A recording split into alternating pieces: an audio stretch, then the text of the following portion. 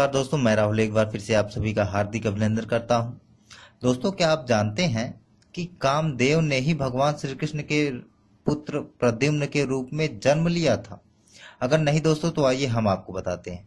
पर इससे पहले दोस्तों, अगर अभी तक आपने हमारा चैनल सब्सक्राइब नहीं किया है तो पहले कर लीजिए दोस्तों, क्योंकि ये बिल्कुल निःशुल्क, बिल्कुल फ्री है। इसके लिए आपको कोई भी पैसा या शुल्क नहीं देना होता दोस्तों, आइए जानते हैं इस रोचक पौराणिक कथा के बारे में।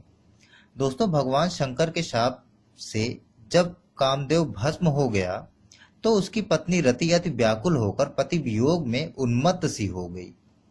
उसने अपने पति की पुनः प्राप्ति के लिए देवी पार्वती और भगवान शंकर की तपस्या करके उन्हें प्रसन्न किया। तब पार्वती जी ने उन्हें आशीर्वाद दिया कि तेरा पति यदुकुल में भगवान श्री कृष्ण के पुत्र के रूप में जन्म लेगा और तुझे वह संबसुर के यहाँ मिलेगा। इसीलिए रति संबसुर के घर मायावती के नाम से दासी का कार्य करने लगी। इधर कामदेव रुक्मणी के गर्भ में स्थित हो गए और समय आने पर रुक्मणी ने एक अति सुंदर बालक को जन्म दिया। उस बालक के सौंदर्य, शील, सद्गुण आदि सभी श्री कृष्ण के समान ही थे दोस्तों। जब संबसुर को पता चला कि मेरा शत्रु यदुकुल में जन्म ले चुका है तो वह भेष बदल कर प्रसूति गृह में उस 10 दिन के शिशु को हर लाया और समुद्र में डाल दिया। दोस्तों, समुद्र में उस शिशु को एक मछली निगल गई और उस मछली को एक मगरमच्छ ने निगल लिया। वह मगरमच्छ एक मछुआरे के जाल में आ फंसा, जिसे कि मछुआरे ने संबसुर की रसोई में भेज दिया। जब उस मगरमच्छ का पेट फाड़ा गया तो उसमें से अति सुंदर बालक निकला। उसको देखकर संबसुर की दासी मायावती के आश्चर्य का ठिकाना न रहा। वह उस बालक को पालने लगी। दोस्तों, उसी समय देवर्षि नारद मायावती के पास पहुंचे और बोले कि हे मायावती, ये तेरा ही पति कामदेव है। इसने यदुकुल में जन्म लिया है और इसे संबसुर समुद्र में डाल आया था। तू इसका यत्न से लालन पालन कर। इतना कहकर नारद जी वहां से चले गए। उस बालक का नाम प्रद्युम्न रखा गया। दोस्तों, थोड़े ही काल में प्रद्युम्न युवा हो गया। प्रद्युम्न का रूप लावण्य इतना अद्भुत था कि साक्षात श्री भगवान कृष्णचंद्र ही प्रतीत होते थे। रति उसे बड़े भाव और लजीली दृष्टि से देखती थी। तब प्रद्युम्न जी बोले कि तुमने माता जैसा मेरा लालन पालन किया है, फिर तुम में ऐसा परिवर्तन क्यों देख रहा हूं?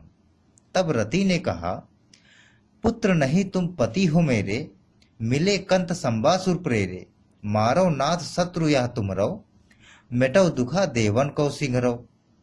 दोस्तों, इतना कहकर मायावती रति ने उसे महाविद्या प्रदान किया तथा धनुष, बाण, अस्त्र शस्त्र आदि सभी विद्याओं में निपुण कर दिया। युद्ध विद्या में प्रवीण हो जाने पर प्रद्युम्न अस्त्र शस्त्रों से सुसज्जित होकर संबसुर के सभा में गए। संबसुर उन्हें देखकर प्रसन्न हुआ और सभासदों से कहा कि इस बालक को मैंने पाल पोस कर बड़ा किया है। तब इस पर प्रद्युम्न बोले कि अरे दुष्ट, मैं तेरा बालक नहीं वरन तेरा वही शत्रु हूं जिसको तूने समुद्र में डाल दिया था। अब तू मुझसे युद्ध कर।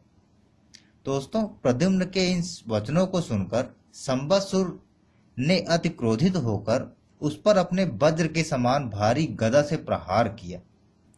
प्रद्युम्न ने उस गदा को अपनी गदा से काट दिया। तब वह असुर अनेक प्रकार की माया रचकर युद्ध करने लगा, किंतु प्रद्युम्न ने महाविद्या का प्रयोग करके उसकी माया को नष्ट कर दिया और अपने तीक्ष्ण तलवार से संबसुर का सिर काटकर पृथ्वी पर डाल दिया। उनके इस पराक्रम को देखकर देवता गणों ने उनकी स्तुति कर आकाश से पुष्प वर्षा की। फिर मायावती रति प्रद्युम्न को आकाश मार्ग से द्वारकापुरी ले गई।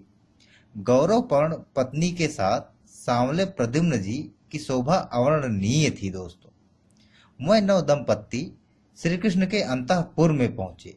रुक्मणी सहित वहां की समस्त स्त्रियां साक्षात श्री कृष्ण के प्रतिरूप प्रद्युम्न को देखकर आश्चर्यचकित रह गए। वह सोचने लगी कि यह नरश्रेष्ठ किसका पुत्र है, न जाने क्यों इसे देखकर मेरा वात्सल्य उमड़ रहा है। मेरा बालक भी बड़ा होकर इसी के समान होता, किंतु उसे तो न जाने कौन प्रसूति गृह से ही उठा ले गया था। दोस्तों, उसी समय श्री कृष्ण भी अपने माता पिता देवकी और वासुकी तथा भाई बलराम के साथ वहां आ पहुंचते हैं। तो भगवान श्री कृष्ण तो अंतर्यामी है ही, किंतु उन्हें नर लीला करनी थी, इसलिए वह बालक के विषय में अनजान बने रहे। तब देवर्षि नारद ने वहां आकर सभी को प्रद्युम्न के अंत्योत्पात कथा सुनाई और वहां उपस्थित सदस्य जनों को हृदय से हर्ष व्याप्त हो गया। दोस्तों, अगर आपको ये रोचक तथ्य, ये पौराणिक कथा अच्छी लगी है तो इसे हम लाइक और शेयर जरूर करें, और आपकी कमेंटों की सख्त जरूरत है हमें। दोस्तों, इसी के साथ मैं राहुल आपसे विदा लेता हूँ। नमस्कार, शुभ रात्रि।